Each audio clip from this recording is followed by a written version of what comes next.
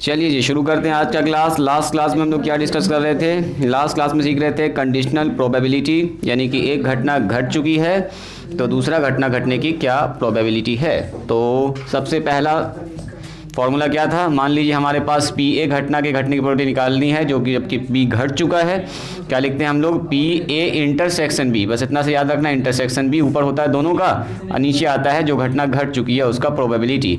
इसी को आप ऐसे भी लिख सकते हैं, एन ए इंटरसेक्शन बी। सीधा अगर आपको नंबर पता है नीचे डिवाइड कर दीजिए एन बी को। और बस यहाँ याद रखना है कि पी बी का मान जो है वो ज़ीरो नहीं होना चाहिए, मतलब कि ये वाला सेट खाली नहीं होना चाहिए। सेट अगर खाली रह गया तो नीचे तो जीरो ना हो जाएगा। या आप कह सकते हैं कि एन बी में जो एलिमेंट है वो नल सेट नहीं होना चाहिए, कोई ना कोई एक element, number of element B में होना चाहिए। सिमिलरली अगर हम आपसे बात करेंगे b बाय ए की, इसका मतलब क्या हुआ? b के घटने का प्रोबेबिलिटी निकालना, जबकि a घटित हो चुका है, मतलब कि a अगर हो चुका है जी। तो b इंटरसेक्शन a लिख दीजिए, मतलब दोनों का इंटरसेक्शन लिखते हैं और नीचे लिखते हैं पी ए। तो कितना हो गया बोलिए? इसी को आप पी ए इंटरसेक्शन बी भी लिख सकते हैं। इंटरसेक्शन में कोई फ़र्क पड़ता नहीं है जी, आगे पीछे लिखिए, कोई दिक्कत वाली बात नहीं। और यहाँ पर आप बोलिएगा सिर्फ पी ए का मान जीरो नहीं होना चाहिए। बोलो सर, ये अरीब के पास मेरा कुछ जरूरी सामान लेते हैं क्या तुरंत यहीं पे? ऐसे पढ़ाई होगी? सर आप तो ये तो बता रहे कल का ना। उसको यहाँ बुला लो ना। हाँ? उसको यहाँ बुलाओ। यहाँ आएगा। क्या है? वहाँ जा रहा है, बोला। अच्छा जाओ, बस आप ही लेकर आओ। इसका मान ज़ीरो नहीं होना चाहिए। ठीक है, चलिए एक सवाल आप लोग पूछ रहे, क्वेश्चन नंबर 12 यहीं पकड़ लेते हैं। बोलिए तो क्वेश्चन नंबर 12 में क्या कह रहा है? 12 में कह रहा है जी, एक कपल हैज़ टू चिल्ड्रन। एक कपल के पास दो चिल्ड्रन है। Find the probability that both are boys. मतलब निकालना है आपको, ये कंडीशन है, ये चीज़ निकालना है। और अलग अलग दो कंडीशन दिया है जो घटना घट चुका है। ठीक है, सुनिए जी। तो कह रहा है कि एक कपल के पास दो चिल्ड्रन है, तो बताइए सैंपल स्पेस में क्या चला जाएगा? सैंपल स्पेस में क्या क्या होगा? एस में हो जाएगा अपने पास दो ठो। अगर बच्चा है उसके पास तो हो सकता है दोनों लड़का हो सकता है कि पहला लड़का हो लेकिन दूसरी लड़की हो। अब पहला का मतलब हम लोग बड़ा समझेंगे। हाँ, लड़की हो पहली और बड़ा लड़का हो। हाँ जी, बदल के भी लिखना ही पड़ेगा। और हो सकता है कि दोनों लड़की हो। अच्छा, जो पहले लड़की है वो बड़ी होगी। बोलो बोलो। कैपिटल भी स्मॉल भी कर देते हैं, छोटा बेटा। इसको जी सेकंड वाले को स्मॉल कर देते ना बदलने की क्या ज़रूरत है? पहले वाले में अगर पहला बड़ा है दूसरा छोटा है तो एक और लिखना पड़ेगा ना, जिसमें पहला छोटा होगा दूसरा बड़ा होगा। जो भी पहला लड़का होगा तो बड़ा ही ना होगा। लड़का जो भी पहला होगा बड़ा ही होगा। अगर दो ही बच्चा है उसके पास तो जो भी होगा पहला वो बड़ा ही होगा। उल्टा कर भी देंगे तो छोटा ही रहेगा दूसरा वाला। ये भी वही बात है ना। अब पहले अगर लड़का हुआ तो ये बड़ा होगा, ये छोटी होगी। ये पहले लड़की हो तो लड़की बड़ी होगी ऑब्वियसली, और लड़का छोटा होगी, है ना। हाँ बिल्कुल बिल्कुल। अब सुनिए, ये कंडीशन आपको दे दिया, इसका निकालना है आपको। मतलब ए के बारे में बता दिया, इसका निकालना प्रोबेबिलिटी कि दोनों का दोनों क्या हो, बोलो लड़का हो। तो वो ना एक पहले से बता दिया। कह रहा find the probability that both are boys. दोनों का दोनों क्या हो, लड़का हो, ये निकालना आपको। यानी दोनों का दोनों लड़का है, ये निकालना है, इसको निकालना आपको। और नीचे जाएगा जो घटना घट चुका है, नंबर ए नंबर बी में, है ना। हाँ, तो नंबर ए में क्या कह रहा है उसको हम लोग ई मान लेते हैं। तो ए बाई ई निकालना पड़ेगा। ई इवेंट घट चुका है तो ये निकालना आपको, इसका निकालना। ई में क्या होगा बोलिए तो?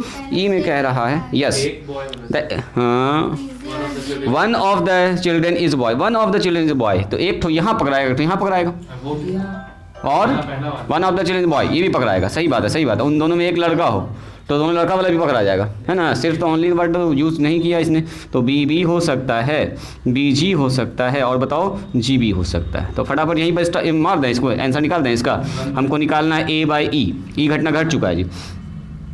P A intersection E divided by P E, है ना। इसी को हम लोग सीधा लिख सकते हैं, n A intersection E divided by n E. बोलिए मान फटाफट। अब हम लोग डायरेक्ट इसको इसी को ऐसे ही लिखेंगे, ठीक है। मतलब वही बनता है, ऊपर बन रहा है 1 और नीचे बन रहा है कितना? 3। आंसर हो गया। नंबर 2 में आइए। नंबर 2 में क्या कह रहा है जी? नंबर 2 में कह रहा है वन स्टूडेंट, कहाँ चला गया? The Elder child is a boy. बड़ा वाला लड़का होना चाहिए जी। तो बड़ा वाला लड़का तो यहाँ भी दोनों बड़ा है, ये भी लड़का ही है। ये लड़का बड़ा सही है, ई भी आएगा, ई भी आएगा, बड़ा वाला लड़का छोटी वाली लड़की, यहाँ तो लड़की बड़ी हो गई तो ये नहीं आएगा, ये नहीं आएगा, यानी बड़ा वाला लड़का होना चाहिए। तो पकड़ लो इसको, यहाँ पर एफ लगा दो, एफ में जो एलिमेंट आएगा एल्डर इज बॉय, जो लड़का हो बड़ा होना चाहिए, पहला जो भी उसका बेटा बेटी हो बड़ा होगा, जाहिर सी बात है, बड़ा लड़का होना चाहिए। तो यही दोनों कंडीशन आ जाएगा। तो हमको निकालना प्रोबेबिलिटी ऑफ कितना बताओ, ए, दोनों के लड़का होने का, जबकि पहला वाला बड़ा हो, तो ये हो गया एफ, ये घट चुका है, ये घट चुका है, तो इसको लिखेंगे, डायरेक्ट लिखें n A intersection F divided by n F, बताओ कितना हो गया, 2/4 ना, ओ हो, हाँ अब तो डायरेक्ट कर दे, यस 1/2 हो जाएगा, काम खत्म। बात समझ में आई? चलिए बढ़ें आगे। इसका छोटा छोटा 2-3 थ्योरम है जिसको देख लेते हैं, उसके बाद स्टार्ट करते हैं बेस का थ्योरम। बेस थ्योरम एकदम शानदार थ्योरम है जी, अच्छा खासा टाइम जाने वाला उसमें, बड़ा बड़ा सवाल देखने में लगेगा आपको। हाँ जी लिखिए, सम इम्पॉर्टेंट रिजल्ट। सिर्फ थ्योरम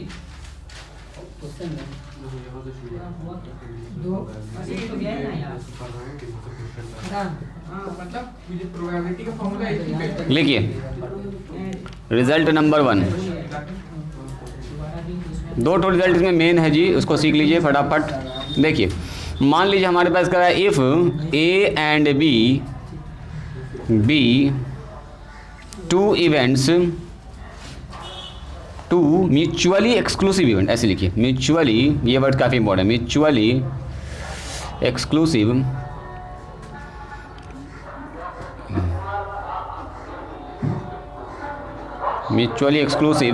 इवेंट्स एसोसिएट या associated from a same random experiment,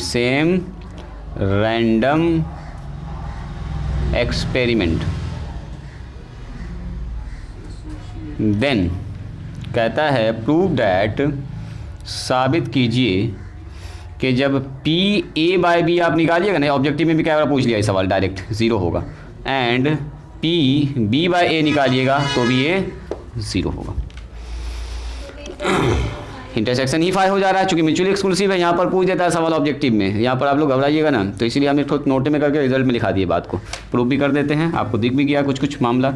mutually exclusive है, इसका मतलब इंटरसेक्शन में कोई भी एलिमेंट होगा जी, नहीं होगा, और इसके रिजल्ट के लिए इंटरसेक्शन हमको चाहिए, A intersection B intersection A, ऊपर में तो चाहिए होता है। प्रूफ में फट से लिख लेंगे हम लोग इसको, छोटा सा है रिजल्ट इसका, लिखेंगे चूँकि A and B are mutually exclusive,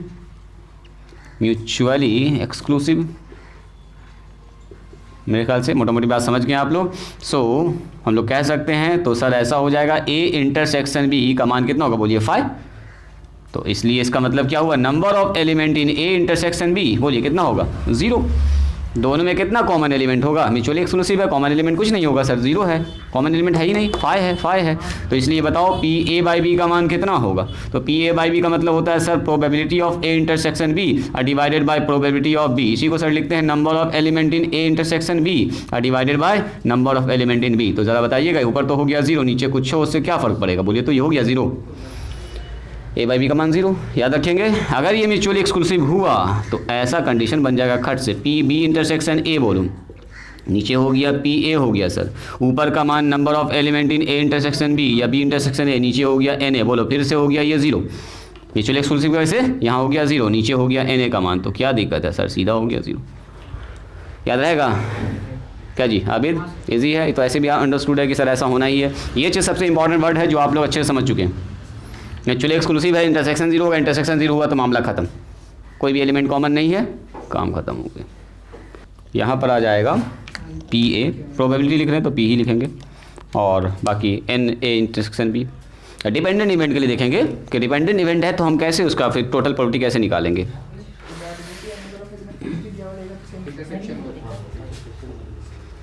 चलिए मेरे ख्याल से समझ गया आप, रिजल्ट नंबर 2 लिखिएगा, रिजल्ट नंबर 2, देखो कैसे एक दूसरे पर इफेक्ट पड़ता है उसको सीखें। रिजल्ट नंबर 2 कहता है मान लीजिए let A and B 2 events, अब म्यूचुअली एक्सक्लूसिव नहीं कर रहा है इसमें, इवेंट्स है, ठीक है, इवेंट्स है, associate associated with a sample space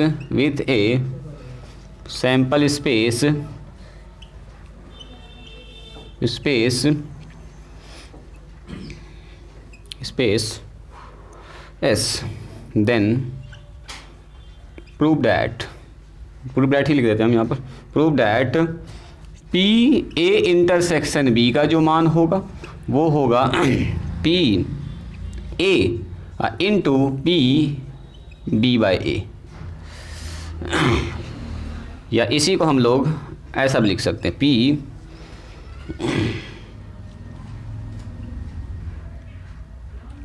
A intersection B बराबर P B। अगर आप यहाँ लिख रहे हैं पहले P B तो यहाँ लिखना होगा P A बाई B, ऐसा लिख सकते हैं। दोनों एक ही चीज़ है। पहले B घटना घटी है ना, प्रोबेबिलिटी ना है, ये कंडीशनल प्रोबेबिलिटी है, ये सिंपल प्रोबेबिलिटी है। बी के घटना घटने की प्रोबेबिलिटी ये है, बी जब घट चुका तब ए के घटने की प्रोबेबिलिटी।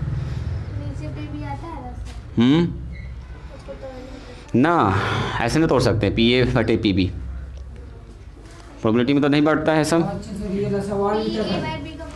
अच्छा, सही है, तुम फार्मूला लगा के तोड़ के तो काट के बोल रही है ना। हाँ ठीक है, कटने के बाद तो यही बनेगा, उसी से प्रूव भी होगा, बिल्कुल। इस पर सवाल देखेंगे तो और कंसेप्ट क्लियर हो जाएगा। प्रोवाइडेड या वेयर लिख दो, वेयर जो पी ए है और पी ए का मान 0 नहीं होना चाहिए, पी बी का मान 0 नहीं चाहिए, चूँकि अगर 0 हो जाएगा तो मामला गड़बड़ा जाएगा आपका। हाँ जी, हाँ वही मामला चल रहा है। कभी कभी है ना इसको ऐसे भी लिखता है जी, देखो कभी कभी इसको ऐसे लिखता है, ए ऐसे बी लिख देगा, इंटरसेक्शन को गुना के फॉर्म में लिख देता है, इसका भी मतलब यही होता है। ठीक है, P A into P B by A, पहले ए घटना घटा है तब फिर बी के घटने की चांस, तो ए वाला घट चुका है इंटू बी। अब दोनों घटना एक साथ घटने का क्या चांस है, जबकि दोनों कैसा है, डिपेंडेंट है जी। एक घटना घटा है तो आपसे कह रहा दूसरा घटना, हाँ देख लीजिए गया प्रूफ, तुम लोगों को दिख गया है,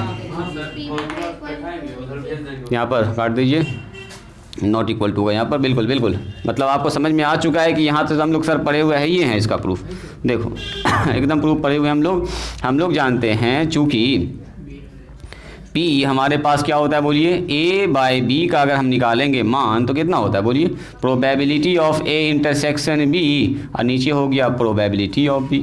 तो अगर यहाँ से क्रॉस मल्टीप्लाई कर देंगे तो क्या हो गया sir, P A intersection B का मान हो गया P B इंटू कितना होगा बोलो, P A बाई बी।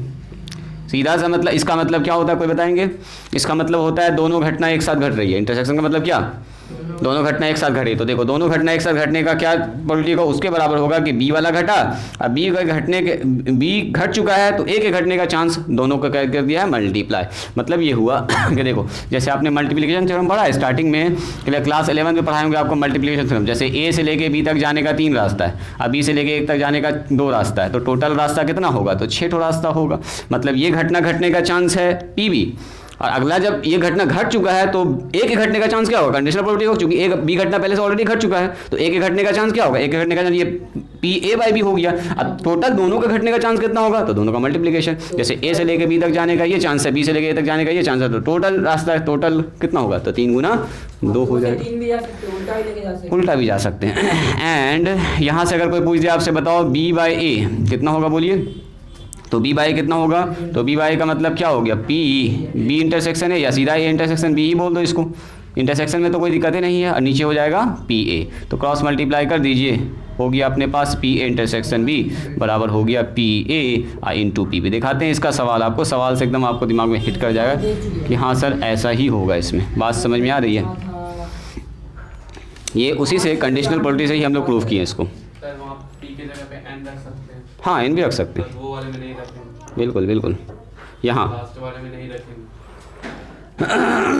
कहाँ बोल रहे हो, यहाँ पर वो उसके बाद एन ए, नहीं रखेंगे, हाँ यहाँ न रखाएगा, फिर सही है, वो टूटने के बाद जब लिखाएगा तब फिर कटेगा, जो होना होगा। ठीक है, अब सुनिए 3 घटना अगर हो जाए तो इसको ज़रा देखिएगा ध्यान से, इसको लिखने का तरीका होगा ए बी ऐसे लिख सकते हैं आप, पी बी इधर वाला दिखाते हैं, देखो 3 घटना का सीखो। जैसे हमारे पास पी ए इंटरसेक्शन बी हुआ, इसी को लिखने का तरीका है इस तरह से, देखो P A into P B by A, A घट चुका है तो बी के घटने का बगल में मल्टीप्लाई हुआ। अगर ये 3 घटना हो जाए, ए इंटरसेक्शन बी इंटरसेक्शन, 3 घटना एक साथ घट रहा है, तो तीनों के घटने का चांस क्या, जबकि तीनों एक दूसरे पर डिपेंड कर रहा है। तो सबसे पहले बोलेंगे सर ए के घटने का चांस इनटू ए घट चुका है तो बी के घटने का चांस क्या होगा, सो बी बाई ए हो जाएगा। अब ए भी घट चुका है, बी भी घट चुका है, दोनों घटना घट चुका है, तो सी के घटने का चांस कितना होगा, नो, सी के घटने का चांस होगा ए इंटरसेक्शन बी, जबकि ए और बी दोनों घट चुका है ना, तो जो घट चुका वो नीचे, ये तो सिंगल था तो नीचे आ गया यहाँ पर। अब ये दोनों घट चुका है तो तीसरा घटने का पूछा तो दोनों का घटने का नीचे लिखेंगे। कुछ किताब में आपको ये ऐसा मिलेगा, उसी तरह से 4 5 का आप कर सकते हैं। जैसे कुछ किताब में देखिए ऐसे मिलेगा, 3 घटना है ए बी सी, इसके घटने का चांस तो पी ए, अब यहाँ हो जाएगा पी ए घट चुका है, सॉरी इंटरसेक्शन के साथ लगाते जाएंगे। हाँ बस बस बस आगे बढ़ता चला जाएगा ये, जैसे बी के घटने का चांस जबकि ए का घट चुका है, उसके बाद फिर पी, फिर सी के घटने का चांस जबकि ए भी घट चुका है, फिर अगर डी आ जाएगा तो यहाँ डी लगाइएगा, फिर ए बी सी घट चुका है, ऐसे करके चलता चला जाएगा। बार बार अभी इंटरसेक्शन का यूज़ नहीं करेंगे, ए बी लिख दिया, ए बी का मतलब ये 2 घटना घट चुका है ना, बार बार इंटरसेक्शन लिखने की आपको जरूरत नहीं पड़ेगी। हाँ डी ना लिखें इसमें हम, डी भी तो होगा अगर डी डालें। अगर हाँ डी डाल देंगे तो डी जैसे जाएगा यहाँ पर, तो यहाँ ए बी सी घट चुका होगा 3 ठो, पहले वाला 3 ठो घट चुका होगा। बात समझ में आई? लिखिए तो इसका दिखाते हैं आपको एग्जाम्पल, इसका एग्जाम्पल एक बार देख लीजिएगा ना, आपको मज़ा आ जाएगा। देखो अभी दिखाते हैं इसका एग्जाम्पल। याद होगा कि इंडिपेंडेंट होता था तो पी ए इंटरसेक्शन बी क्या होता था, P A into P B, E वाला नीचे ना आता था फिर, है ना। तो देखोगे अभी यही कंसेप्ट अभी भी आपको समझ में आ जाएगा। हाँ सर, डायरेक्ट हम लोग कर सकते हैं इस काम को। बी ए इंटरसेक्शन बी ही 2 बार लिख सकते हैं। बी घट चुका है तो ए के घटने का चांस ये होगा फिर इस टाइप का। अगर ए घट चुका है पहले से तो बी के घटने का चांस ये होगा, ए घट चुका है तो बी का चांस, कंडीशनल प्रॉपर्टी हो गया। टोटल घटने का कितना होगा, दोनों का मल्टीप्लाई हो जाएगा। दिखाएं सवाल, देखो अब एक बार सवाल सुनिएगा ज़रा ध्यान से। देखो सवाल में क्या कह रहा है कि an urn contains 8 white and 4 red balls. एक अर्न है, एक कंटेनर है, एक गमला है, गमला कह सकते हैं। एक गमला के अंदर देखो, एक गमला के अंदर, कंटेनर के अंदर 8 वाइट बॉल है जी, सुनिएगा ज़रा ध्यान से, वाइट बॉल है, और 4 रेड बॉल है, रेड बॉल्स है, लिख देते हैं बॉल्स, बॉल्स है ये, ठीक है। अब कह रहा है 2 balls are drawn from the urn after one after the other without replacement. कहता है कि 2 बॉल्स आर ड्रॉन, 2 बॉल को निकाला जाता है फ्रॉम द अर्न, कहाँ से, उस गमला से, अर्न से, वन आफ्टर द अदर, एक के बाद दूसरा को निकाल रहे हैं। पहले एक को निकाला फिर दूसरा निकालेंगे, तो टोटल बॉल क्या हुआ है, टोटल बॉल 12 है। एक ठो निकालिएगा तो क्या होगा, बॉल घट जाएगा। और कह रहा है कि क्या एक के बाद दूसरा को निकालना है, one after the other without replacement. जो निकाला है आपने बॉल फिर रखना नहीं है उसमें, तो सैंपल स्पेस बदल गया ना। जब दोबारा निकालिएगा तो बॉल की संख्या कितना हो गया, 11 हो गया है। 11 पहले था 12, एक तो निकाल लिया आपने और उसके बाद फिर दूसरा निकाला, विदाउट रिप्लेसमेंट लिख दिया। Without replacement what is the probability that both drawn balls are white. क्या चांस है इसका कि दोनों का दोनों जो बॉल आपने निकाला है विदाउट रिप्लेसमेंट, दोनों का दोनों क्या होगा, वाइट होगा। बहुत शानदार सवाल है, सुनिएगा ज़रा ध्यान से, एक बार सुनिएगा। कह रहा हमारे पास एक कंटेनर है, एक अर्न है, इसमें 8 ठो उजला बॉल रखा हुआ है और 4 ठो कैसा बॉल रखा हुआ, बोलो, रेड बॉल रखा हुआ है। अब कहता है कि इससे 2 ठो बॉल निकालना है। एक ठो बॉल पहली बार में निकाला, बोलिए तो एक वाइट बॉल निकालने की क्या प्रोबेबिलिटी होगी, 1/12। हाँ 1/8/12 है ना। हाँ सर, 8। व्हाइट बॉल कैट है, ज़रा देखिएगा। अब तो प्रोबेबिलिटी आप लोग इतना पढ़ चुके हैं, तो 10th वाला सवाल है। एक बार अगर हम व्हाइट बॉल निकालें तो व्हाइट बॉल 8 होना है, तो टोटल 8 हो गया फेवरेबल आउटकम्स। और नीचे टोटल डिफ, हाँ एनी/10, तो टोटल ये हो गया अपना। हमसे पूछ रहा है पहली बार में भी व्हाइट बॉल निकाल रहे हैं, दूसरी बार में भी व्हाइट बॉल निकाल, लेकिन विदाउट रिप्लेसमेंट रख नहीं रहे हैं। तो पहली बार में जो व्हाइट बॉल निकाला, मान लेते हैं ये हमारे पास है व्हाइट बॉल निकालने का इवेंट, व्हाइट बॉल निकाल रहे हैं जी। तो पहली बार में ये घटना घट गया, इनटू दूसरी बार में जब हम लोग निकालेंगे तो व्हाइट बॉल निकल चुका है, ठीक है, व्हाइट बॉल निकल चुका है, ये वाला घटना घट चुका है। फिर से व्हाइट बॉल होने की क्या प्रोबेबिलिटी है, तो दूसरा इवेंट ना हो गया। इसको हम लोग रख रहे हैं बी, रख रहे हैं बी, ये नाम है। ए और बी 2 बार हमने किया है एक्सपेरिमेंट, ए और B 2 experiment. First drawn ball is white, second drawn ball is white. पहली बार में जो खींचा बॉल वो भी व्हाइट हो, और दूसरी बार में, तो पहली बार में जब आपने खींचा है बॉल को तो 8 ठो था, नीचे कितना हो गया, टोटल 12 ठो। लेकिन दूसरी बार में जब आपने खींचा है तो यहाँ पर अब व्हाइट बॉल है 7, सुनिएगा जरा ध्यान से, उससे भी चेंज हो चुका है, उधर भी चेंज हो चुका है, इसके ध्यान दीजिएगा। व्हाइट बॉल हो चुका है 7 और नीचे हो गया 11, यानी पहला घटना का दूसरे पर बिल्कुल असर पड़ रहा है। रिप्लेसमेंट नहीं किया आपने, विदाउट रिप्लेसमेंट। तो जैसे व्हाइट बॉल निकला तो सबसे पहले तो व्हाइट बॉल की संख्या घटी। अब जो व्हाइट बॉल का प्रोबेबिलिटी पूछेंगे आपसे तो 60/11, 7/11, तो यानी कि यहाँ से कितना हो जाएगा सर? 7 8 56, कुछ कटने वाला तो है नहीं। 2/3 होगा, 8 में 12। अच्छा यहाँ तो कटिए रहा, सही सही सही, यहाँ से काट दो, 2 4 दूनी 8, 4 3 12, इसको काटिए 7 दूनी 14 और यहाँ हो गया 33, 14/33 कैंसिल होगा। बात समझ में आई? मतलब ये हुआ कि हमारे पास हमने दो ऐसे करके लिख सकते हैं। आप इसको लिखेंगे ऐसे करके, ए हमारे पास है event of first drawn ball is white, और बी क्या मानिएगा आप? Event of second drawn ball is also white, ये भी वाइट हो गया। अब सुनिए, पहला वाइट निकल चुका है तो पहला घटना घट चुका है, तो दूसरा भी वाइट निकलने का, तो बी ऊपर जाएगा, इसको निकालना, बी निकालना, दूसरा भी वाइट हो, तो हो गया अपने पास पहला वाइट निकलने का 8/12, दूसरा वाइट निकलने का 7/11, काम खत्म हो गया। बात समझ में आई? इजी है। लिखिए तो इसको दिखाते हैं और सवाल अभी आपको, एक और सवाल बना ही देते हैं यहाँ पर इस टाइप का। इसका कहना है जी कि सर अगर हमको कहा कि पहली बार में रेड बॉल निकालिए, ठीक है, पहली बार में वाइट बॉल निकालिए, तो पहली बार में जब वाइट बॉल निकाले तो वाइट बॉल निकालने का प्रोबेबिलिटी मान लेते हैं घटना ए, इवेंट ए, और बी मान लेते हैं क्या? रेड बॉल निकालने का। तो इस बार क्या होगा? पहले वाइट बॉल निकालने का चांस इनटू वाइट बॉल जब निकल चुका है तो रेड बॉल निकालने का प्रोबेबिलिटी, है ना। तो देखो वाइट बॉल निकल चुका है, तो वाइट बॉल निकला होगा, तो इसका मतलब 8 में से 12 में से कोई 8 निकला होगा। अब आइए यहाँ रेड बॉल मैंने माना, इस बार माना है रेड बॉल, तो रेड बॉल तो सर चार्ट अभी बना हुआ है और नीचे हो गया 11, बस ये 4/11 होगा, इसको ध्यान रखिएगा। 4 3 12, 8/33 बदल जाएगा आंसर, है ना जी। अब पहले ही बोल देगा रेड बॉल निकाला, बाद में निकाला वाइट बॉल, अलग अलग कंडीशन बन सकता है, वो सब आपने कर लीजिएगा। आप लोग कुछ समझदार है जी।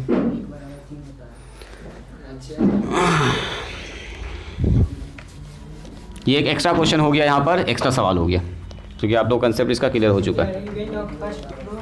इस event of first drawn ball is white, first drawn ball is white.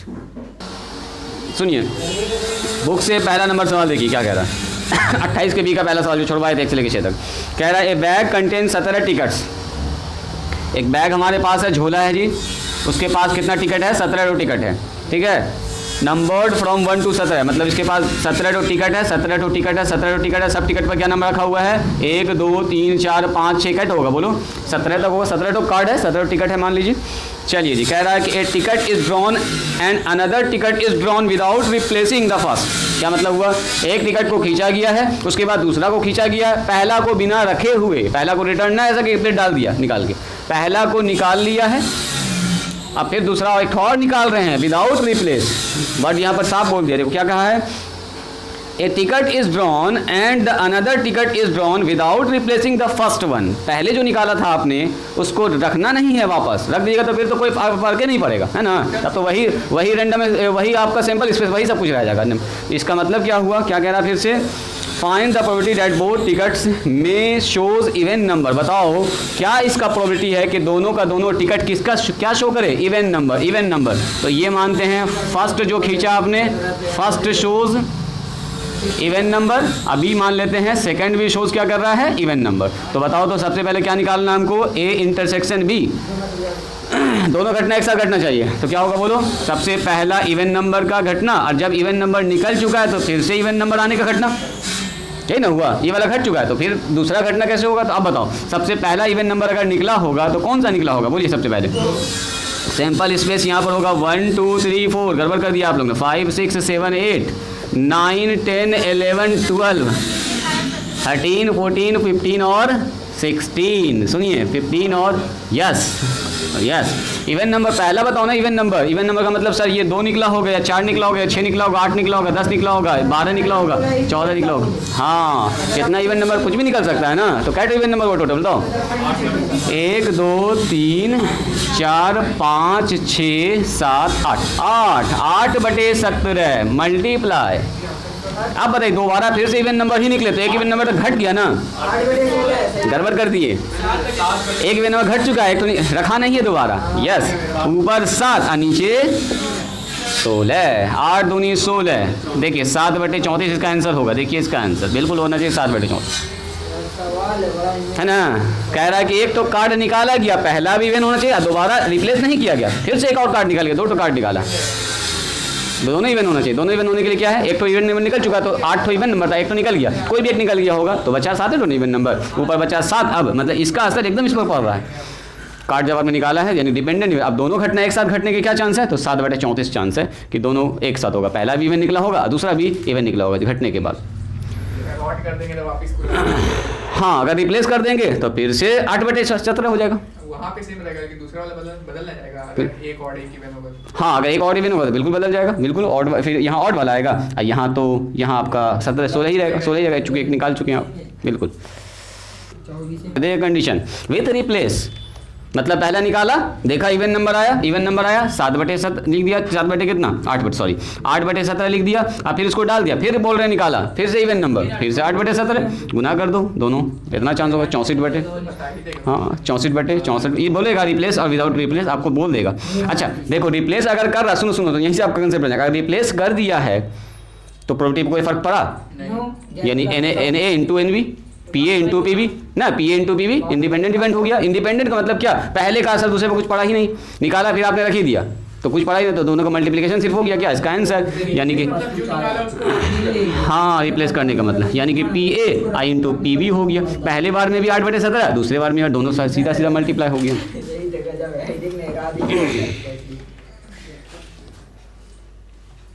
जवाब पहले आप लोग बताइए। कह रहा है कि 2 marbles are drawn successfully from a box containing 3 black and 4 white marbles. Marbles वही जो गुल्ली देखते हैं बच्चा लोग खेलता रहता है जी।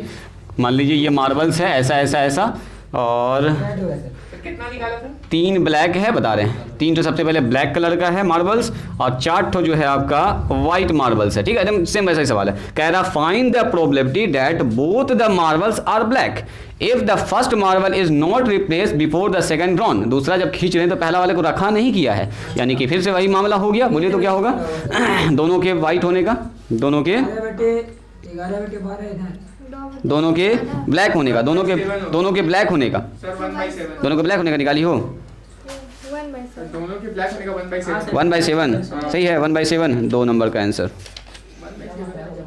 हाँ एकदम सही है, एकदम सही, वेरी गुड। छोड़ दें इसको, समझ गए। कहने का मतलब ये हुआ कि सबसे पहले एक तो ब्लैक निकाला तो ब्लैक निकालने का चांस है 3/7 सॉरी 3/7 और दूसरा फिर ब्लैक निकाल रहे हैं लेकिन रिप्लेस नहीं किया, तो रिप्लेस नहीं किया तो घट गया ना जी, 2 बाय हो गया कितना 6 हो गया, 2 बाय 6 हो गया, 7 ना था, एक घट गया उधर से भी, एक उधर से भी घट गया, 3 दूनी 6, 2 से 2 काटो, यस 1/7 हो गया। ये तो ऐसे आप लोग बना दीजिएगा, ऐसा ऑब्जेक्टिव पूछेगा ऐसा, ठीक है ऐसे बना दीजिए। एक और जवाब बताइए। कह रहा है a card is drawn from a well shuffled deck of 52 cards. ठीक है, एक कार्ड 52 पत्ती में से निकाला गया, ठीक है, and without replacing this card, मतलब इसको रखना नहीं है, फिर आपको निकाल के पॉकेट में रख लिया आप। अब बच गया कितना बताओ 51, अब बचा 51, very good. Find the probability that both the marble नहीं, find the probability that the first card is club, पहला कार्ड क्लब होना चाहिए, and the second card is spade. बताओ कौन बोलेंगे? हाँ बोलो बोलो बोलो, कौन बोलेंगे सबसे पहले इसका सही जवाब?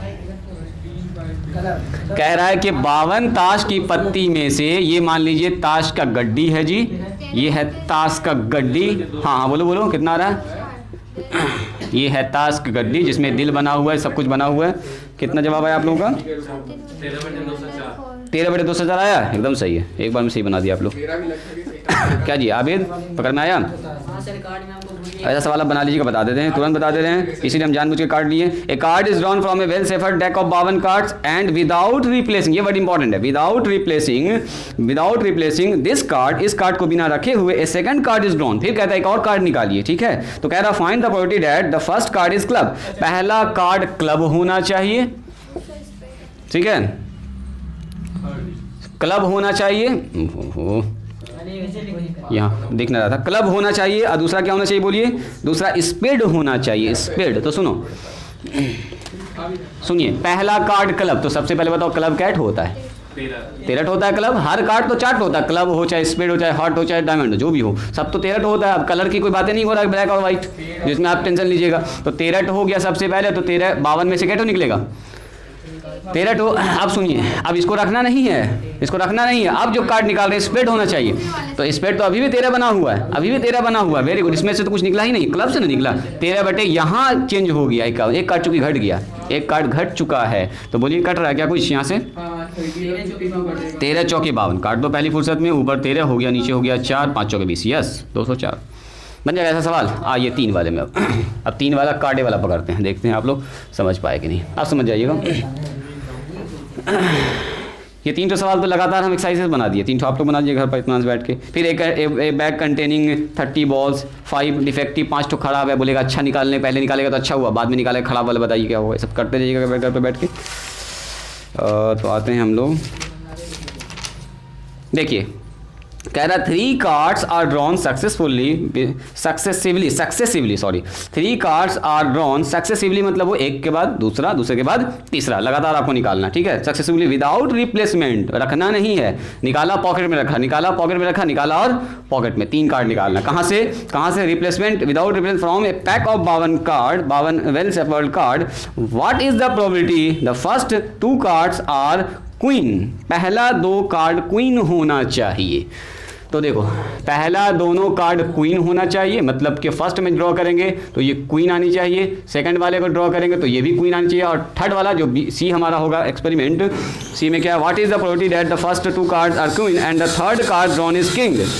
जो चौथा कार्ड ड्रॉ कीजिएगा, थर्ड कार्ड ड्रॉ कीजिएगा, ये किंग होना चाहिए। बोलो कहाँ से शुरू करेंगे? हमको तीनों घटना एक साथ घटवाना है जी, P A intersection B intersection C. तो क्या होगा, पी ए पहला घटना घटेगा, फिर पहला घट गया तो दूसरा घटने का चांस, और फिर दूसरा घट गया तो तीसरा घटने का चांस, ए इंटरसेक्शन बी। देखो ऐसे लिखते हैं ना, लिखने का तरीका ऐसा होता है। तो आप बोलो पहला का चांस क्या, पहले ये सोचो, क्वीन निकलने का चांस, पहला क्वीन, तो टोटल क्वीन कैट हो 4, ऊपर 4 और नीचे 52। आइए मल्टीप्लाई में, एक तो कार्ड निकाल के पॉकेट में रख लिया, सैंपल इस पे सबसे पहले घट गया, और जो कार्ड निकला क्वीन निकली है, इसका मतलब अब क्वीन फिर से निकालना है, तो क्वीन कैट हो बची 3 ही बची है। वेरी गुड, 3/51 इंटू, अब सुनिए, अब क्वीन नहीं कह रहा, अब बोला थर्ड कार्ड में आना चाहिए किंग, तो किंग का मतलब क्या, यस किंग तो अभी भी 4 तो बचा, किंग तो निकला ही नहीं है, ये तो 4 का 4 भी बचा हुआ, तो ऊपर 4 नीचे 50। वेरी गुड, हो गया आंसर।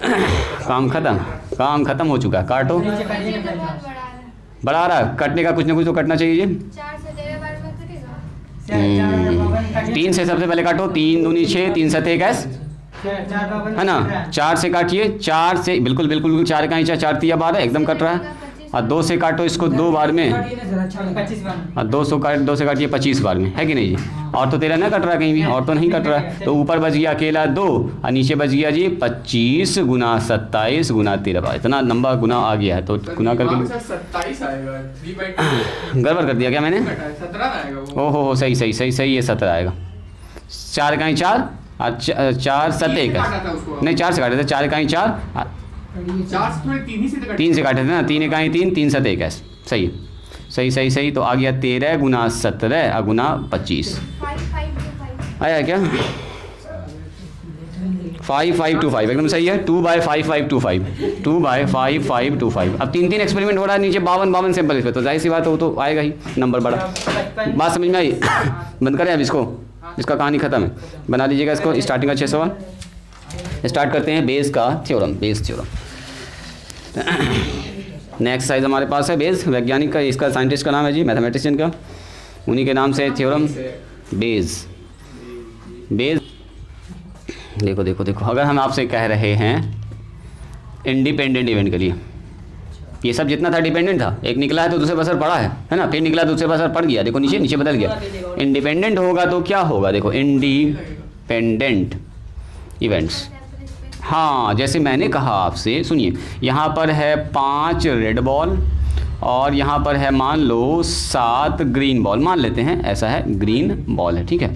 अब मैंने कहा कि इसमें से एक तो बॉल निकालना है, पहला वाला रेड होना चाहिए, तो रेड होने का चांस कितना होगा? ए मैंने माना है रेड बॉल ड्रॉन करने का, ठीक है, रेड बॉल ड्रॉन हुआ, समझिएगा इसको, बॉल ड्रॉन। अब बी मैंने माना है ग्रीन बॉल, ठीक है, ग्रीन बॉल ड्रॉन होने का, ग्रीन बॉल ड्रॉन। अब सुनिए, मैंने कहा है कि यहाँ जो घटना घट रही है ना, दोनों का एक साथ निकालिए, लेकिन विथ रिप्लेसमेंट, यानी कि आपने एक बॉल निकाला, पहला बॉल लाल होना चाहिए, क्या चांस है बोलिए? तो 5 बटे सर बोलिएगा 5 बटे कितना लिखेगा 12। अब पहला बॉल निकाल के पॉकेट में न रखा, फिर से इसी के अंदर डाल दिया, तो फिर से जब इसी के अंदर डाल दिया तो इसका मतलब अब बोलेगा अगला बॉल होना चाहिए ग्रीन, तो आप बोलेगा सर 7 बटे 12। तो क्या इस पहला वाला एक्सपेरिमेंट जो किया आपने रैंडम एक्सपेरिमेंट, क्या दूसरे पर कोई फर्क पड़ा? पहले वाले घटना का दूसरे पर कोई असर है? नहीं है। तो इसका मतलब यही ना हो गया सर 5 बटे 12 क्या है? रेड बॉल निकालने की घटना PA। आइए क्या हो गया 7 बटे 12 ग्रीन बॉल निकालने की घटना, सीधे P भी लिख देंगे सर, क्योंकि A का इस पर कोई असर ही नहीं पड़ा। ये ठीक है कि ये एक्सपेरिमेंट दोबारा हुआ, लेकिन दोबारा करने के बाद चूंकि आपने रिप्लेस कर दिया ना, इसमें बॉल रख दिया, सैंपल इसमें तो कोई चेंजेस नहीं हुआ। तो जब भी कभी घटना इंडिपेंडेंट होता है तो सीधा आप कहेंगे A इंटरसेक्शन B बराबर कितना होगा? Probability of A into probability of B। सीधा जो हम लोग बनाए हैं पहला एक्सरसाइज इंडिपेंडेंट इवेंट का ना बनाए, तो इसको भी हम लोग कनेक्ट कर दिए। चलिए इसको लिखना है तो लिख दीजिए, ये है विथ रिप्लेसमेंट, यानी कि जब रिप्लेसमेंट होता है तो एक घटना का दूसरे पर कोई प्रभाव नहीं पड़ता। रिप्लेसमेंट जब नहीं, हाँ हाँ बिल्कुल, इंडिपेंडेंट इवेंट अगर है तो सीधा सीधा प्रोबेबिलिटी दोनों का मल्टीप्लिकेशन ही उसका आंसर हो जाएगा। टोटल दोनों घटना साथ साथ घटने का क्या होगा? दोनों का मल्टीप्लिकेशन। हेडिंग डालिएगा बेस थ्योरम एंड एप्लीकेशन। तो हम लोग सीखेंगे पूरा डिटेल में ना, देखो ना एकदम बहुत इंटरेस्टिंग थ्योरम है। बेस थ्योरम, बेस थ्योरम पहले सीखेंगे इसको, एंड इट्स एप्लीकेशन, इसका यूज़ सीखेंगे, कैसे इसका एप्लीकेशन किया जाएगा इंडस्ट्री वगैरह में। कंपनी बोल्ट बनाती है, इतना ख़राब बनाती है, इतना अच्छा बनाती है, क्या चांस है कि अच्छा होगा कि ख़राब होगा, यही सब होगा काम यहाँ पर। बॉल बना रही है कंपनी, डिफेक्टिव बॉल निकल जाएगा। पेन बना रही है कंपनी, साइकिल बना रही है, मोटरसाइकिल बना रही है, यही सब इसमें मामला चलेगा। तो थ्योरम ऑफ टोटल प्रोबेबिलिटी, ठीक है, टोटल प्रोबेबिलिटी थ्योरम, तब समझ में आएगा आपको बेस थ्योरम अच्छे से। सुनिए, अगर हम आपसे ये कह दें, ये बॉल लाल पीला हरा ब्लू इसीलिए कर रहे थे ताकि इसको आपको हम अच्छे से समझा पाएँ। देखिए जैसे मैंने आपसे कहा, एक हमारे पास अर्न है, एक बैग है, इस बैग में मान लीजिए 5 ठो रेड बॉल है और 10 ठो मान लीजिए ब्लैक बॉल है, ठीक है। सुनिएगा ज़रा ध्यान से, मैंने कहा इससे लाल बॉल निकालने की प्रोबेबिलिटी क्या होगी? तो आप बोलेगा सर एकदम ईजी है, तो बच्चा वाला सवाल है, तो 10th में हम लोग पढ़े हैं सर। 5 बटे हो जाएगा 15, 1 बटे 3 हो जाएगा ना, हो जाएगा। हर एक बॉल पर 2 बॉल ब्लैक है, 5 दिया 15, 5 दिया 15 है ना, यानी कि 5 बटे 3 हो जाएगा। 3 बॉल में एक ठो आपका ब्लैक निकलने का चांस है, ये रेड निकलने का चांस है। रेड 15 बॉल है टोटल, तो हर 15 बॉल में 3-3 का पेयर लगाएंगे तो 1 बॉल रेड और 2 ठो बॉल ब्लैक आएगा, एक ठो रेड और 2 ठो ब्लैक आएगा, कुछ ऐसे आएगा। आप सुनिए, इसका मतलब ये हो गया। लेकिन अगर मैंने कहा आपसे हमारे पास 2 ठो झोला है, लीजिए अब झोला की संख्या बढ़ा दिया जी, इसमें है 3 रेड बॉल और इसमें है 5 ब्लैक बॉल। सुनिएगा ज़रा ध्यान से, इसमें है 5 रेड बॉल और है यहाँ पर 10 ब्लैक बॉल। अब बताइए लाल बॉल निकालने की प्रोबेबिलिटी क्या होगी? झोला आपके पास 2-2 ठो है। अब तो आ गया ना सवाल के साथ, निकालें कौन वाले से? मैंने कहा दोनों से निकालने का बताइए प्रोबेबिलिटी।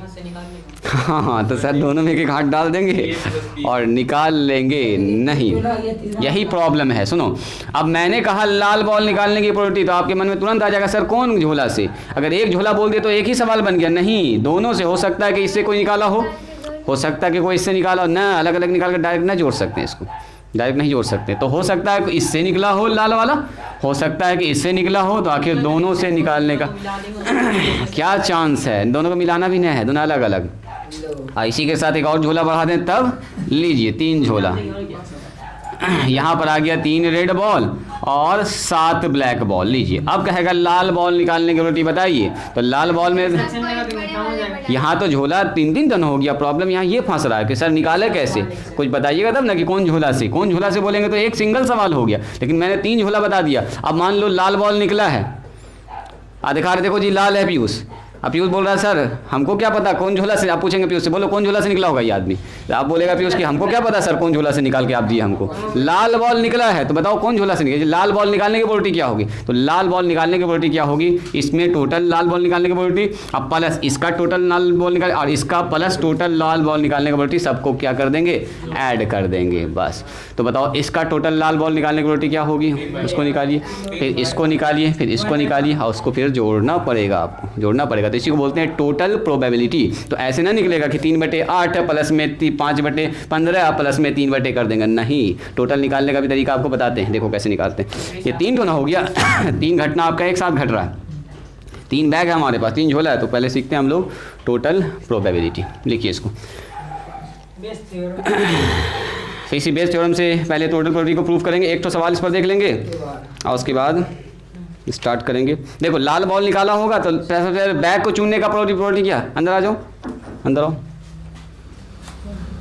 चलिए थ्योरम लिखा जाए सबसे पहले, थ्योरम, शानदार सा थ्योरम। इस थ्योरम का स्पेशल नाम है जी, इसका नाम है थ्योरम ऑफ टोटल प्रोबेबिलिटी ना, इसको बोलते हैं थ्योरम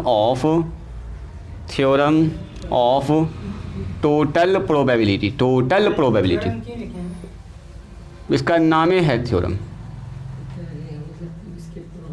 ठीक है। हाँ ऐसे भी लिख सकते हो, लिख दो थ्योरम ऑफ टोटल प्रोबेबिलिटी, तो कोई बात नहीं है, तुम लिख दिए तो मत मिटाओ, तुम्हारे पास तो मिटाने का ऑप्शन भी नहीं है। कहता है मान लीजिए लेट E1 E2 E3 और डॉट EN बी म्यूचुअली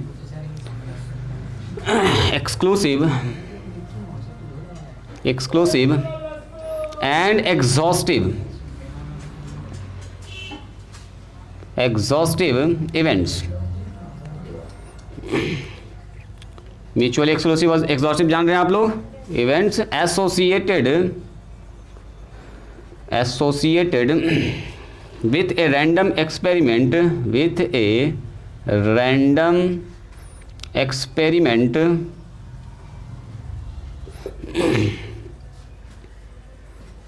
एक रैंडम एक्सपेरिमेंट से एसोसिएट किया गया, प्राप्त किया गया, and let E be an event, E जो है बी एन इवेंट that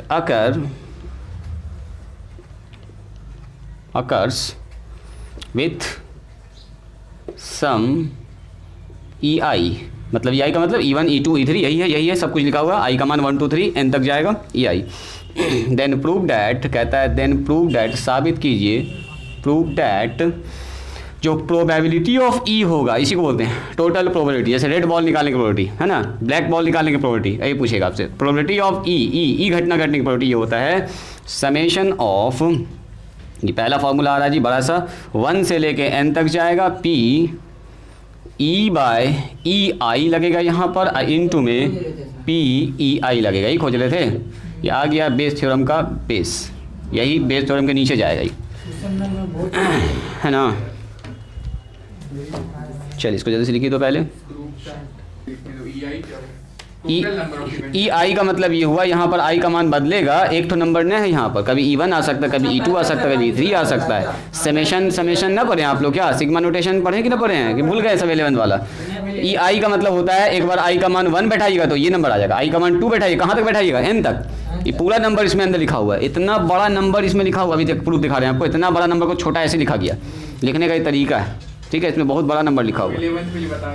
करें इसका प्रूफ, इसके प्रूफ के लिए हमको इसको मिटाना पड़ेगा जी, थोड़ा सा लंबा कहानी इसका चलने वाला है। देखिए सबसे पहले आपके कॉपी में लिखा हुआ E1 E2 E3 क्या है बोलिए, एक हमारे पास इवेंट्स है, n इवेंट्स है, और जो एसोसिएट किया गया किसी रैंडम एक्सपेरिमेंट से, सेम रैंडम एक्सपेरिमेंट से एसोसिएट किया गया। और साथ साथ ये कह रहा है कि E1 E2 E3 जो है म्यूचुअली एक्सक्लूसिव भी है और एग्जॉस्टिव भी है, दोनों वर्ड साथ साथ लिख देते, सुनोगे ज़रा ध्यान से। यहाँ देखेंगे सबसे पहले इसका प्रूफ, इस पर एक तो एकदम शानदार सवाल देखेंगे। देखो प्रूफ में क्या हमारे पास, चूँकि E1 E2 E3 और डॉट ऐसे चल रहा है, EN B N events, N B mutually, यही लिख देते हैं word, mutually exclusive and exhaustive, word ये इंपॉर्टेंट है ये, एंड एग्जॉस्टिव इवेंट्स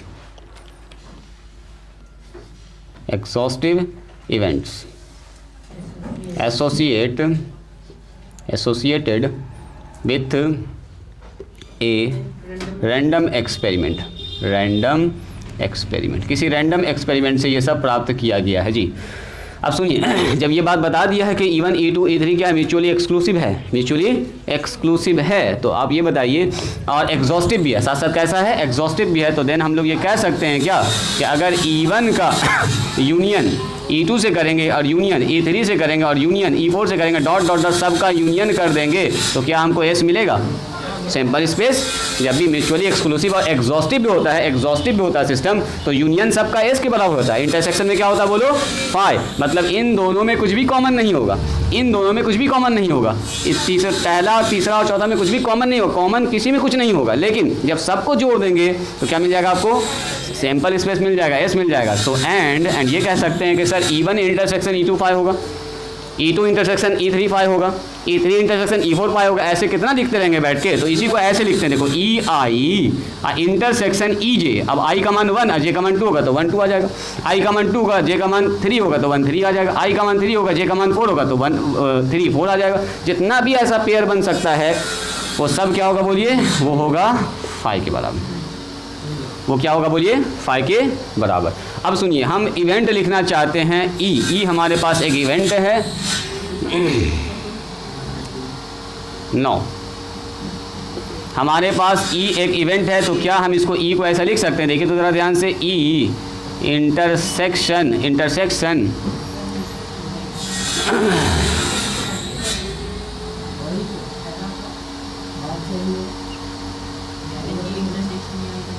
सुनिए, यहाँ ध्यान दीजिए, यहाँ ध्यान दीजिएगा। हम ई एक इवेंट ले रहे हैं, उसमें लिखा हुआ है ई एक इवेंट है, ई क्या है, एक इवेंट है, लिख दें क्या इसको, क्या लिखा हुआ थ्योरम में, देखो तो थ्योरम में लिखा हुआ है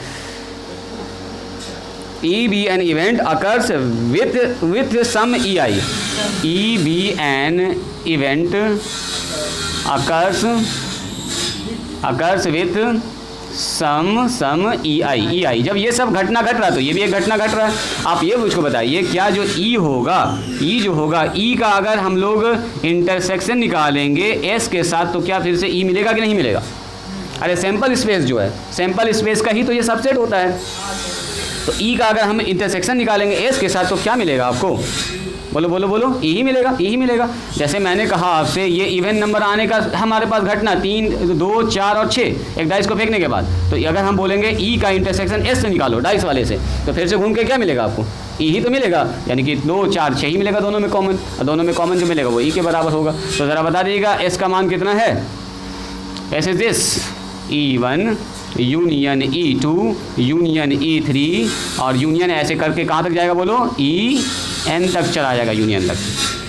ये आ गया इसके जगह पर, बांट दीजिए इसको, अलग अलग बांट दीजिए। यहाँ चला जाएगा E इंटरसेक्शन E1, फिर आ जाएगा बीच में यूनियन, ये सब इसके साथ बढ़ेगा, ये इसके साथ, ये इसके साथ, जैसे कैसे बीच में प्लस रहता है तो इसके साथ बढ़ जाता है, डिस्ट्रीब्यूटिव लॉ यहाँ पर लगेगा प्लस, सॉरी, फिर आ जाएगा कितना बताओ, E इंटरसेक्शन E2, फिर बीच में यूनियन है तो यूनियन लगाएंगे। जैसे मान लीजिए यहाँ पर लिखा हुआ है इनटू और यहाँ पर लिखा हुआ है A plus B plus C, तो इतना गुना A प्लस फिर लिखते हैं, इतना गुना B फिर प्लस लिखते हैं, तो प्लस बीच वाला साइन ये है, ये बीच वाला साइन, बीच वाला साइन, ठीक है, ये बीच वाला साइन है यूनियन का। और यहाँ कितना होगा बताओ, E फिर से आ जाएगा, E3 के साथ जाएगा, इंटरसेक्शन E3 के साथ जाएगा। ऐसे कितना करेंगे सर, सही बात है, करते चले जाइए, लास्ट में लिख दीजिए E इंटरसेक्शन EN, बोलिए बात खत्म हो गया यूनियन करके। अब हमको निकालना इसी का ना प्रोबेबिलिटी, लाल बॉल निकालने का या काला बॉल निकालने का, E का जो घटना घट रही है, तो लिखेंगे PE लिखेंगे, तो यहाँ लग जाएगा P of E intersection E1, ध्यान से देखिएगा, union E intersection E2 union E intersection E3 union, ऐसे करके कहाँ तक जाएगा बोलो, यूनियन E इंटरसेक्शन EN। और याद कीजिए प्रोबेबिलिटी में क्या होता है, जहाँ जहाँ यूनियन वहाँ वहाँ प्लस, अलग अलग बांटेंगे तो इतना प्लस इतना अलग अलग बढ़ जाएगा। क्योंकि ये म्यूचुअली एक्सक्लूसिव और एग्जॉस्टिव है, इसका मतलब जहाँ पर यूनियन है वहाँ पर कैसे टूटेगा, प्लस से टूटेगा। यानी कि यहाँ लिखेंगे सर E इंटरसेक्शन E1 अब प्लस E इंटरसेक्शन E2 अब प्लस फिर लिखेंगे E इंटरसेक्शन कितना बोलिए E3 अब प्लस कितना हो जाएगा, प्लस E इंटरसेक्शन EN, बोलिए कोई दिक्कत यहाँ तक। अब सबसे इंपॉर्टेंट बात यहाँ पर लिखने वाले हैं, देखो तो क्या हम इसको ऐसा लिख सकते हैं, कितने को एग्री करते हैं, E इंटरसेक्शन E1 और नीचे लिखेंगे PE1, अब मल्टीप्लाई करेंगे E1 से, ऐसा कर सकते हैं क्या, यही को घुमा के वैसा लिखने वाले हैं। इसको देखिए तो फिर से आगे क्या ऐसा लिख सकते हैं, E इंटरसेक्शन E2 बता रहे हैं, बता रहे हैं। इसको हम लोग डिवाइड करेंगे किससे? PE2 से। इनटू में कितना लिखेंगे? PE2 प्लस क्या लिखेंगे बोलिए फिर से? PE इंटरसेक्शन E3 और नीचे आ जाएगा PE3 और मल्टीप्लाई हो जाएगा PE3। चलिए इसी के साथ आगे लास्ट कर देंगे PE इंटरसेक्शन EN और नीचे क्या हो जाएगा बताइए? PEN और मल्टीप्लाई कर देंगे PEN से। बोलिए बात समझ में आई? और अगर हम आपसे ये पूछें, पहले यहाँ तक लिखो तुम, पहले यहाँ तक लिखो फिर आगे बढ़ाते हैं। सेंस E का इंटरसेक्शन अगर S से निकालेंगे तो E ही होगा और S का मान पहले से हम लोग यहाँ लिख चुके हैं, क्योंकि ये म्यूचुअली एक्सक्लूसिव और एग्जॉस्टिव है। एग्जॉस्टिव होगा तो ये सिस्टम करेगा काम, S की जगह पर ये आके बैठ जाएगा। अलग अलग बांट दिए खाली और कुछ नहीं। जहाँ पर यूनियन था वहाँ पर प्लस लगा दिए, इंटरसेक्शन जहाँ पर था उसको ऐसे ही रोक के रखे हैं ताकि हम लोग कंडीशनल प्रोबेबिलिटी अप्लाई मार पाएँ इस पर। अच्छा तो ऊपर वाला हटाते हैं, इसका काम लगभग हो चुका है जी।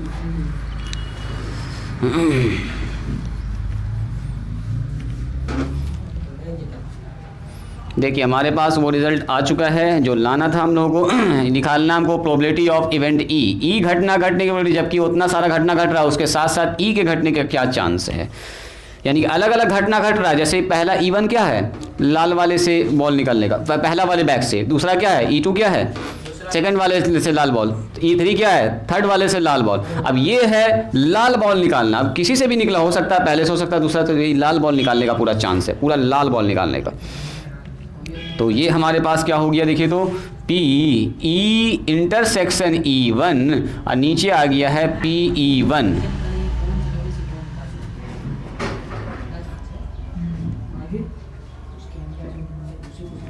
PE इंटरसेक्शन E2 और नीचे आ गया PE2 और मल्टीप्लाई आ गया PE2। अब प्लस PE इंटरसेक्शन E2 और डिवाइडेड बाय PE3। E3 है ये 3 इंटू में PE3। एलसीएम न लेंगे जी, रुक जाओ, बस हो गया लास्ट है इसीलिए हम हाँ उस फॉर्म में लिखेंगे E intersection EN divided by PEN और इंटू में PEN। सुनो हो गया, सारा काम हो चुका है। इस लाइन को मैंने दोबारा कॉपी पेस्ट किया है, ठीक है? इसको दोबारा ना लिख लीजिएगा, जो नीचे लिखा हुआ है वही ऊपर लिखा हुआ है, तो इसको दोबारा से आपको ना लिखना। अब जो लिखेंगे उसको लिखना आपको। ज़रा बताइएगा इसको क्या लिख सकते हैं? बोलो जी पीयूष कुमार, इसको क्या लिख सकते हैं? ये कुछ जाना पहचाना लग रहा है क्या? ये है E/E1 ना लिखा हुआ है, E/E1 है, जबकि E1 घटना घट चुका है तो E आने का चांस इनटू PE1।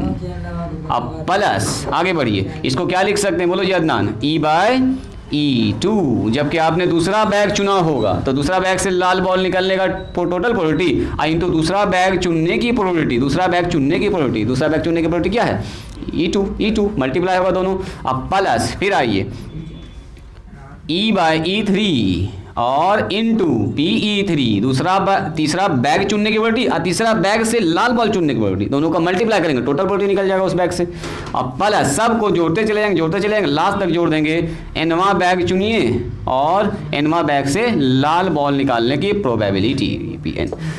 अब देखो जी अदनान, ये जो लिखा हुआ है ना, ये जो लिखा हुआ है इतना बड़ा, इसी आदमी को ऐसे लिखा जा रहा है, देखो ऐसे समेशन, इसको बोलते हैं सिग्मा।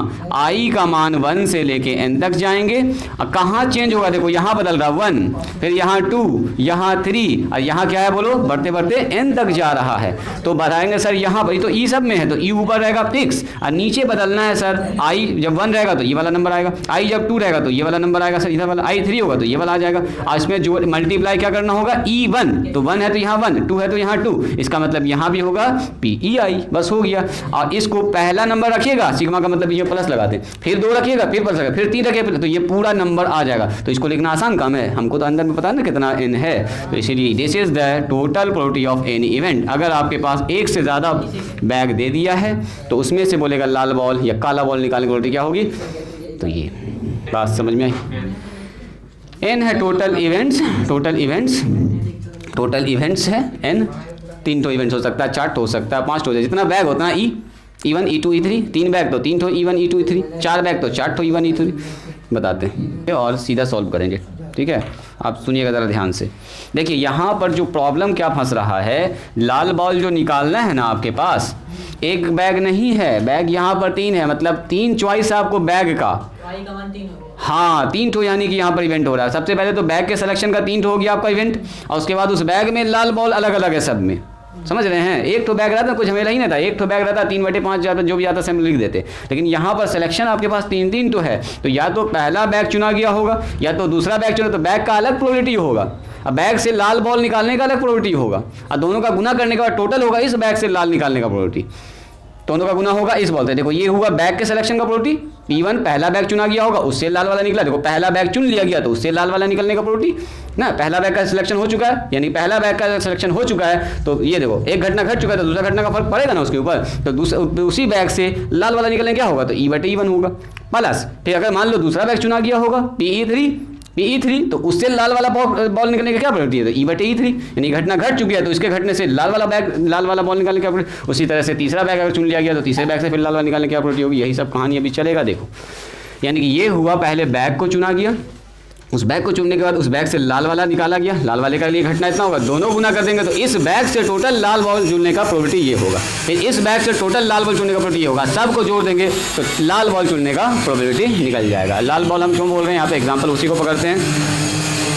देखिए कह रहा there are 3 urns containing 3 white and 2 black balls. सुनिए जी, हमारे पास 3 अर्न है, यानी कि 3 तो हमारे पास क्या है जी, झोला है। ऐसा करो यहाँ से बनाते हैं झोला, एक तो हमारे पास अर्न है, दूसरा अर्न है और तीसरा अर्न है। सुनिएगा ज़रा ध्यान से सवाल को, सवाल हम लिख नहीं रहे हैं, लंबा चौड़ा सवाल है। कहता है हमारे पास there are 3 urns containing 3 whites and 2 black ball. इसके पास 3 वाइट बॉल है और 2 तो कैसा बॉल है जी, ब्लैक बॉल है। ठीक है, आइए 2 वाइट बॉल है एंड 3 ब्लैक बॉल है, इसके पास 2 ठो वाइट बॉल है और 3 ठो ब्लैक बॉल है। ठीक है, ऐसे हम लिख देते हैं। और उसके बाद तीसरा वाला जो झोला है उसमें 1 ठो ब्लैक बॉल है, 1 ठो ब्लैक बॉल है, उल्टा लिख दिया इसमें, 1 ब्लैक और 4 वाइट बॉल। तो हम ऐसा करते हैं, इधर लिखते हैं 4 वाइट, ऊपर वाइट लिख रहे हैं हम लोग, तो 4 वाइट लिख रहे हैं और नीचे 1 ब्लैक लिख रहे हैं। ठीक है, ये हमारे पास 1 ब्लैक है। चलो जी, कह रहा है there is equal probability of each urn being chosen, यानी कह रहा है क्या कि बैग को चुनने की प्रोबेबिलिटी एकदम इक्वल है। मतलब ये हुआ कि ऐसा नहीं है कि दोनों में से किसी में मतलब बाइट कर दिया आपने कि यही वाला बैग आप बार बार चुनेंगे, नहीं, दोनों में बैग के चुनने की प्रोबेबिलिटी क्या है, बराबर है। तो बैग के चुनने की प्रोबेबिलिटी क्या होगी, अगर ये तीन ठो हमारे पास आदमी है, तीन को चुनना था, 1/3 1/3 1/3, तो सिलेक्शन ऑफ बैग के चुनने की प्रोबेबिलिटी क्या होगी बोलिए, 1/3 1/3 1/3। चलो जी, उसके बाद क्या होगी अपने पास, उसके बाद पूछ रहा है क्या, 1 ball is drawn from an urn. कह रहा है कि एक बॉल जो है अर्न से निकाला जाता है, चूजन एट रैंडम, एकाएक से निकाल दिया गया, एक बॉल निकाला गया। ठीक है, चलो जी, कह रहा है what is the probability that A white ball is drawn. क्या चांस है कि वो निकला गया बॉल क्या होगा, बोलो वाइट होगा। तो अगर ऐसा होता ना एक ठो तो खट से बोलते हैं सर 3/5 काम खत्म, लेकिन यहाँ पर प्रॉब्लम क्या हो गया, बैग को भी चुनना है आपको, और बैग को चुनने के साथ साथ वाइट बॉल भी निकलना चाहिए। तो सबसे पहले मान लेते हैं E1 E2 E3 be the events of, सुनिएगा जरा ध्यान से, इवेंट्स ऑफ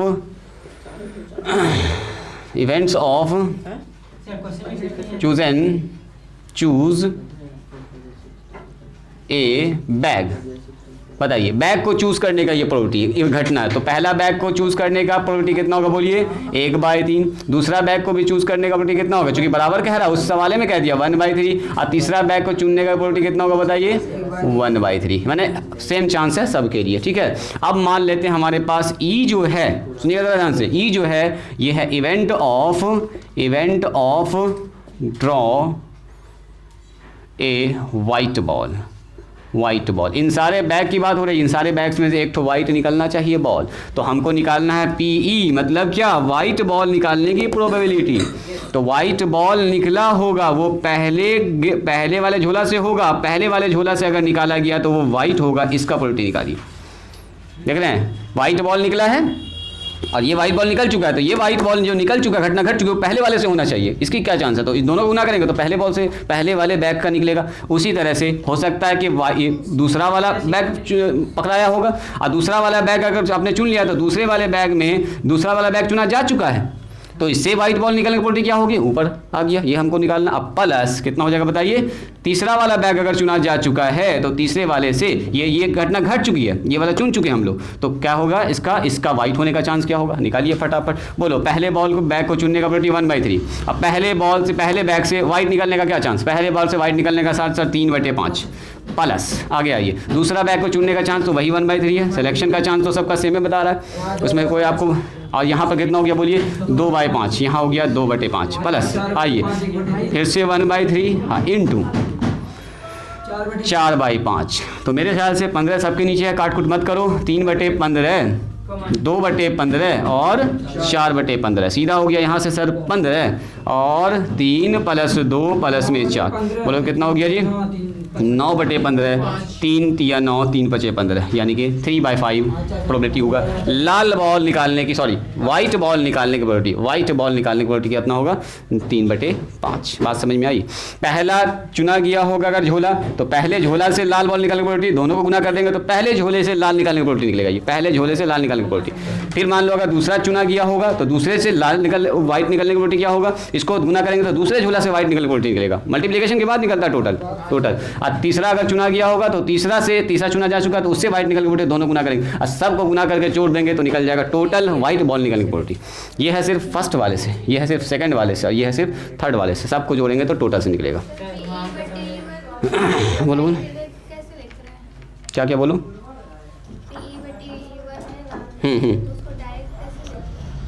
E/E1 का मतलब क्या? ये क्या नोटेशन बता रहा है? ये बता रहा है कि E1 वाला घटना घट चुका है, ये से पहला वाला बैग चुना जा चुका है तो वो लाल हो, उस वाले से लाल निकलना चाहिए। उसका क्या चांस होगा?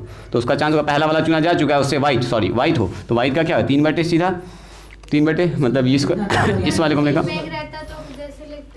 एक बैग रहता तो कुछ झमेला ही नहीं था। तो एक बैग हुआ तो ये ना हट जाता ना, ये वाला मामला है। 1/3 कहाँ से आता उसमें? एक बैग अगर रहता तो फिर बैग के सिलेक्शन का कोई चांस ही नहीं होता। फिर वही बैग है तो सीधा होता फिर 3/5, काम खत्म। चूँकि हाँ ये है उस बैग से लाल वाला चुनना 3/5 और उस बैग का चुनने का कितना चांस है? तो 1/3। टोटल चुनने का चांस कितना हो गया? दोनों का मल्टीप्लिकेशन, एक एक करके सबको गुना कर देंगे, जोड़ कर देंगे। अरे वही तो इसको यही तो सिग्मा हुआ। 3 टोटल हुआ तो 3 टो में खत्म हो गया, 2 टो रहेगा तो 2 टो में खत्म हो जाएगा, 5 टो रहेगा तो 5 टो में खत्म हो जाएगा। कम से कम 2 टो यहाँ होगा। ये सिंगल में तो आप लोग बना ही चुके हैं 9th-10th में। सुनो ये सवाल ही में कह रहा है कि बैग को जो चुनने का चांस है वो इक्वल है। हाँ देखो लिखा हुआ है यहाँ पर, सुनो रुक जाओ, उस पर आ रहे हैं, रुक जाओ। कह रहा है there are 3 urns containing 3 white 2 balls, सब बात बता दिया। There is equal probability of each urn being chosen. एक बैग को चूज करने का जो है, हर बैग को चूज करने का प्रोबेबिलिटी सेम है। तो इसका मतलब क्या हुआ? सुनो अगर आपके पास 2 टो बैग होता तो इसको आधा चांस था इसको चुना, आधा इसको, हाँ 50%। अगर 3 टो बैग है तो 33.3% हो जाएगा, 33.3%। वही 1/3 4 टो होता 1/4 1/4 यही होगा। सवाल में दिया हुआ रहेगा। हाँ बिल्कुल सवाल में ये दिया रहेगा।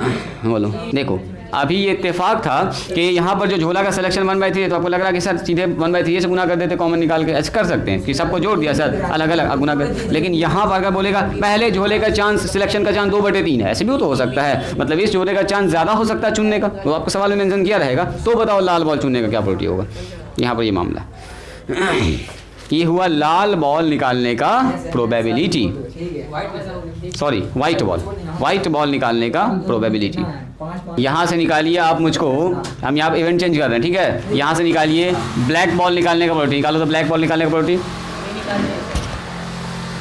ब्लैक बॉल निकालने का प्रोबेबिलिटी। हाँ चलिए यहाँ पर लिखिए एफ हमारे पास है event of drawing A black ball, 2/5 आ गया, ड्राइंग ए ब्लैक बॉल। चलो एक ब्लैक बॉल निकालने पर निकालो, कैसे कितना होगा? हाँ टोटल हरबरा के इतना निकाल के दिखाओ।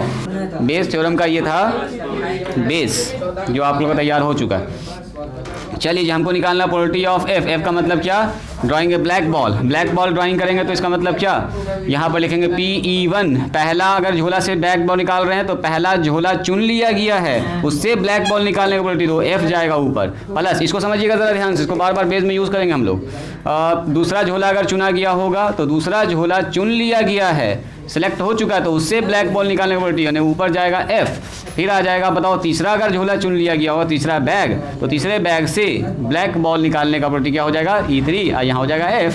चलिए फटाफट कीजिए, पहला झोला का चांस है 1/3। अब पहले बैग से ब्लैक बॉल निकलेगा 2/5 प्लस। आगे बढ़िए, इसका भी चांस है 1/3 और दूसरे वाले बैग से ब्लैक बॉल के लिए 3/5। आगे बढ़िए, नेक्स्ट हमारे पास हो गया 1/3 इंटू 1/5, तो कितना हो गया बोलिए, नीचे तो 15 ही हो गया सबके, 2/15, 3/15 और 1/15। 15 सबको रहने दो नीचे खुश, और यहाँ हो गया 3 2 5 और 1 6, तो कितना हो गया 2 3 दूनी 6 और 3 5 15, 2/5 आया है ना जी, 2/5 आया। चलिए एक सवाल बनाइएगा, यहाँ हम चेंज कर रहे हैं, यहाँ चेंज कर रहे हैं और यहाँ चेंज कर रहे हैं। कह रहे हैं एक हमारे पास बैग है, झोला है, जिसमें 5 ब्लैक बॉल है, 5 रेड बॉल है और 4 तो जो है वो ब्लैक बॉल है, ठीक है, ब्लैक बॉल है। दूसरा झोला आपके पास है जिसमें लिखा हुआ है 3 रेड बॉल है जी, और हाँ नीचे बराबरे बना के रखते हैं, 6 ब्लैक बॉल है, ठीक है। और यहाँ पर मैंने कहा है कि 2 ठो रेड बॉल है और 8 ठो ब्लैक बॉल है, 7 ठो ब्लैक बॉल है, ठीक है। और इस वाले झोला को चुनने का चांस है 2/3 और इस वाले झोला को चुनने का चांस है, इस वाले का चांस अलग अलग दिया 1/3 और इसका चुनने का चांस है थर्ड नंबर वाले का 1/2। चलो आपको निकालना है इससे event of drawing A red ball. चलो रेड बॉल, चलो निकालो रेड बॉल। रेड बॉल, चलो रेड बॉल में कुछ नहीं करेंगे, यहाँ पर आ जाएगा सब जगह E और यहाँ आ जाएगा E, यहाँ आ जाएगा E और यहाँ भी आ जाएगा E। चलो निकालो इसका आंसर जल्दी से, फाइनल। हाँ जी, बाकी लोग बताइए। कल ही स्टार्ट करेंगे बेस थ्योरम, चूँकि अच्छा सवाल उस पर बनने वाला है जी, पूरा डिटेल में पढ़ेंगे, कम से कम 5 सवाल देख लेंगे, पूरा खत्म हो जाएगा बेस थ्योरम।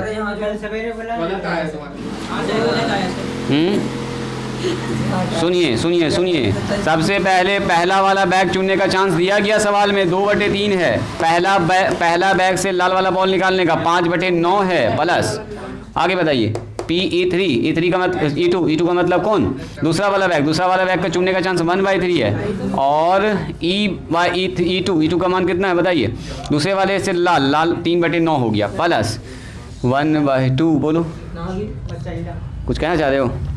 ओ देखो, तो यहाँ पर कितना हो गया बोलिए, E3 का मान बोलिए, वहाँ पर आ जाइए, 2/9, तो कितना हो गया जी 10/27, 3/27, ये हो रहा 2/18। एलसीएम कितना होगा इसका,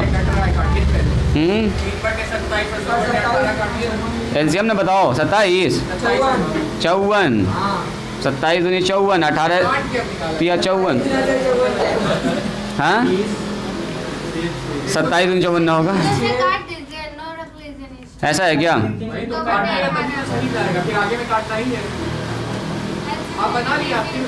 ऐसे भी तो ठीक है, ऐसे भी तो ठीक है, ऊपर 10 गया, ऊपर 3 गया और ऐसे 18, हाँ 20 और 6 आएगा। ओह सही है। यहाँ आएगा 20, यहाँ कितना आएगा बोलिए 6 आएगा, यहाँ कितना आएगा बोलो 18 54, यहाँ फिर से 6 आएगा। बोलो कितना हो गया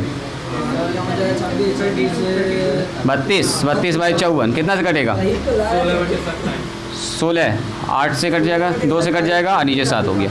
कितना आया आप लोगों को 16/27? Very good. तो इसका नाम था जी टोटल प्रोबेबिलिटी, यानी कहने का मतलब ये हुआ अगर एक से ज़्यादा आ गई लड़की, तो ये बात समझ में आई। यहाँ पर मतलब ये हुआ कि अगर हमारे पास नंबर ऑफ सिलेक्शन ज़्यादा है बैग का तो वो 10th वाला काम न चलेगा आपका कि डायरेक्ट निकाल के जोड़ देंगे सर। बैग के सिलेक्शन पर भी डिपेंड करेगा, बैग के सिलेक्शन का चांस कितना है ना। हाँ, खाली आप ऐसा न कर सकते हैं कि सर 5/9 और प्लस में लिख दिए सर 3/9 और प्लस लिख दिए सर 2/9 ना। ये तो बैग का सिलेक्शन का निकाला ही नहीं आपने, ये निकल गया सिर्फ पहले वाले बैग से लाल वाला निकलने का चांस। लेकिन पहले वाले बैग के चुनने का चांस कितना वो तो देखिए। अगर इक्वल दिया तो 1/3 सब में हो जाएगा, इक्वल नहीं दिया है तो जो दिया जाएगा उसका निकाले। ये टोटल प्रोबेबिलिटी हो गया लाल वाले, ये पहले वाले बैग का, टोटल दूसरे वाले बैग का, टोटल तीसरे वाले बैग का हो गया लाल चुनना। अब सबको जोड़ेंगे जिसको बोलते हैं टोटल प्रोबेबिलिटी। बात समझ में आई। तो आज यहीं पर स्टॉप करते हैं, आज यहीं पर स्टॉप करेंगे। आज के लिए इतना ही। नेक्स्ट स्टार्ट करेंगे हम लोग बेस थ्योरम कल के क्लास में। आज जानबूझ के हम रोक रहे हैं क्योंकि अभी बेस थ्योरम स्टार्ट करेंगे तो चला जाएगा 1 घंटा भी उसी में, और अब टाइम जो है नहीं अपने पास।